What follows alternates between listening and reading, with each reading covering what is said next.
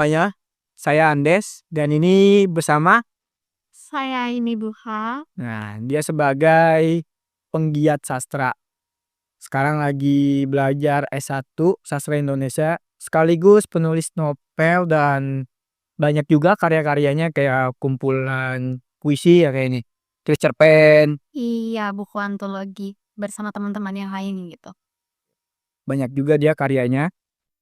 Nah, kali ini aku mau flashback tentang pengalaman Kak ini terkait sastra.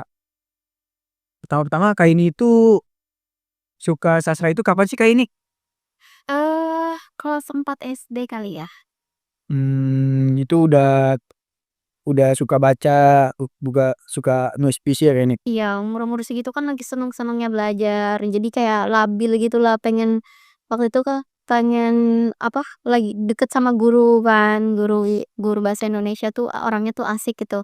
Nah, terlintas tuh, ya namanya omongan anak kecil, "Pengen deh kayak Pak Jul." Jadi guru aku namanya Julius Pangaribuan, "Pengen deh kayak Pak Jul, pengen jadi anak sastra." Ya namanya omongan anak kecil, terus habis itu berubah lagi, pengen jadi penyiar, pengen jadi pemain film, ya ternyata nggak expect yang Tuhan kabulkan justru ya perkataan yang nggak sengaja itu. Oh saat itu Pak Jul lagi ngapain tuh dia? Ya kita lagi apa, karena dulu kan aku SLB tuh, ya jadi kalau di SLB tuh muridnya tuh kadang cuma 2 orang, 3 orang, nah kebetulan aku cuma sendiri, jadi jatuhnya kayak private. Nah waktu itu tuh, di SLB aku itu walaupun kita nih SLB, tapi untuk mata pelajaran, mereka berusaha menyesuaikan dengan kemampuan si anak. Jadi aku tetap dapat materi seperti anak-anak di sekolah umum. Nah, waktu itu kita lagi ngebahas soal pantun ya kalau nggak salah tuh.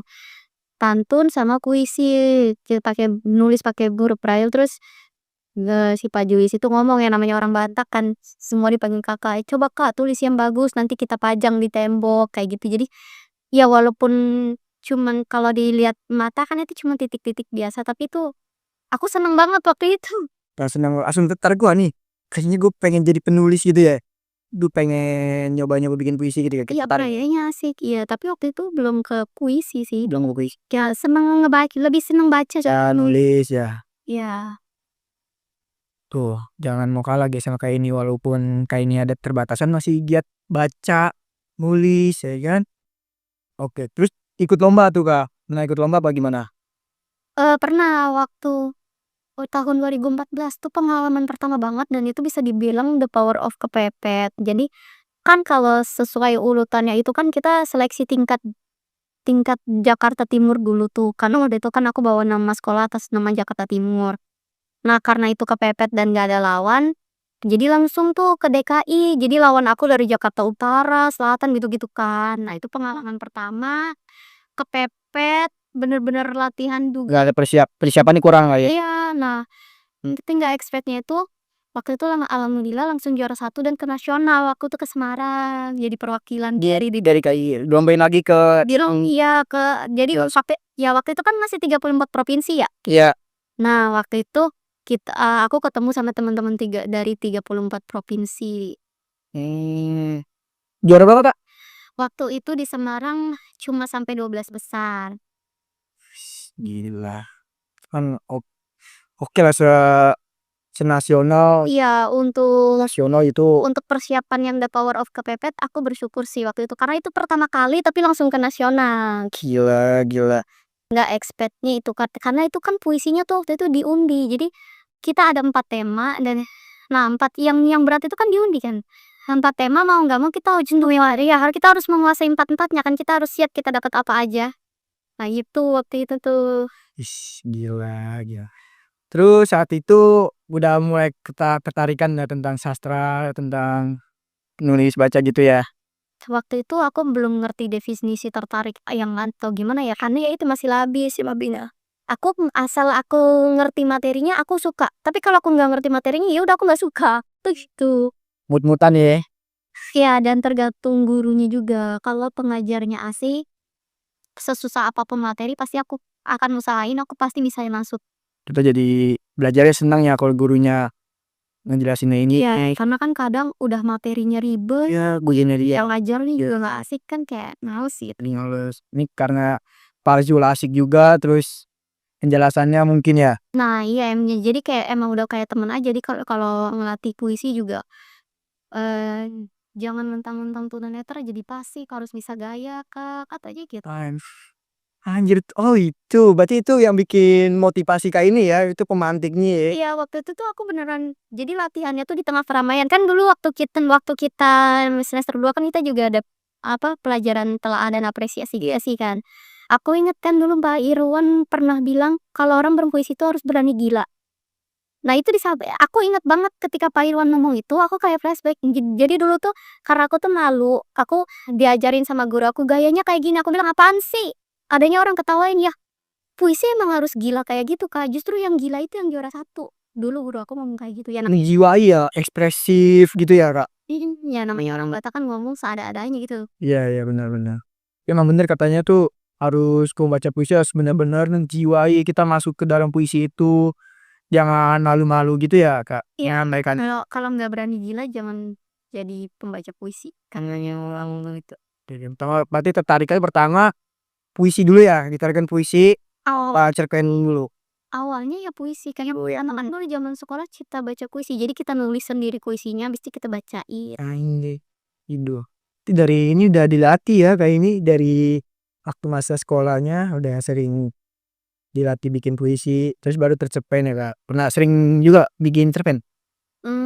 Cerpen justru itu pas keduanya, tapi nggak kalau cerpen di lomba ini baru-baru ini aja, kalau zaman sekolah tuh kan nggak ada, adanya nulis sinopsis buku kalau nggak salah tuh, tapi itu waktu itu diperuntukkan untuk teman-teman tuli. Mungkin karena harus ngebaca kali ya, kan masih jarang tuh buku-buku novel huruf braille atau e-book dulu kan masih jarang banget. Oh iya iya. Terus Kak ini baru baca novel itu tuh, ketertarikan baca novel kapan Kak ini?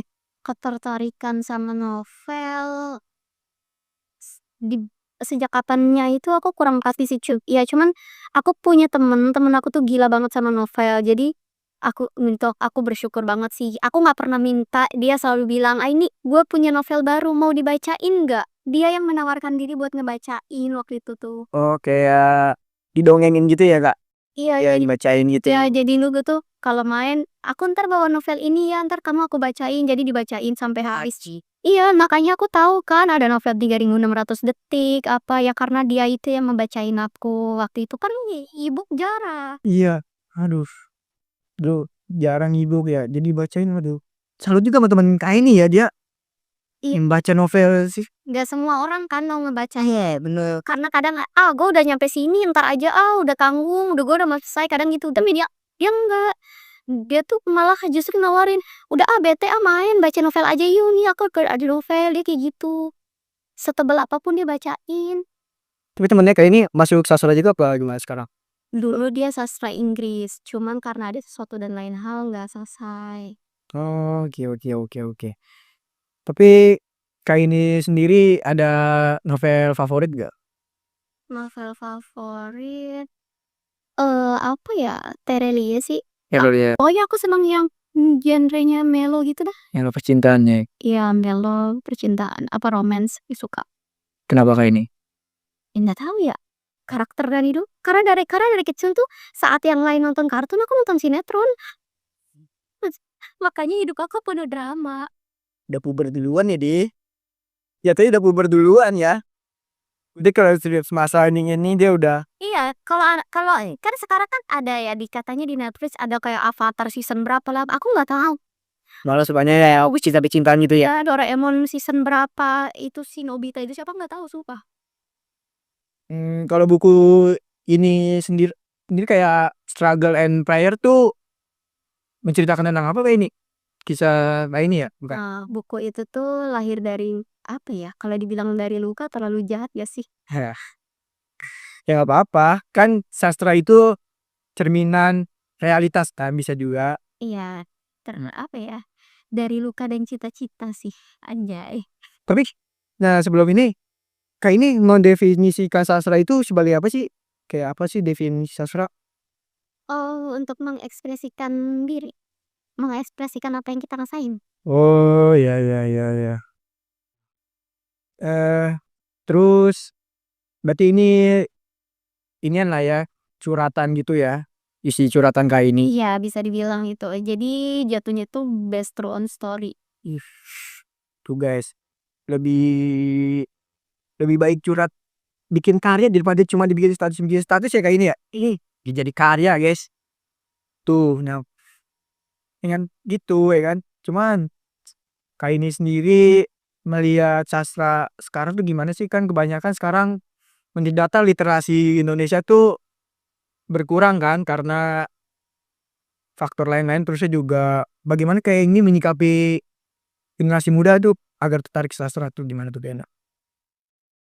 Iya gimana ya, prihatin juga sih kadang nggak dipungkiri termasuk aku mungkin ya karena udah zaman digital, orang jadi males baca. Kadang yang udah ada e-book-nya aja kadang kayak males baca, kan kita bikin jurnal aja kadang cuma bacain abstraknya doang kan buat referensi. Ya nggak dipungkiri sih, kayak cuman aku coba mau bilang, jangan males baca, karena dengan membaca tuh kita bisa jalan-jalan gitu loh guys. Karena kan membaca itu jendela dunia.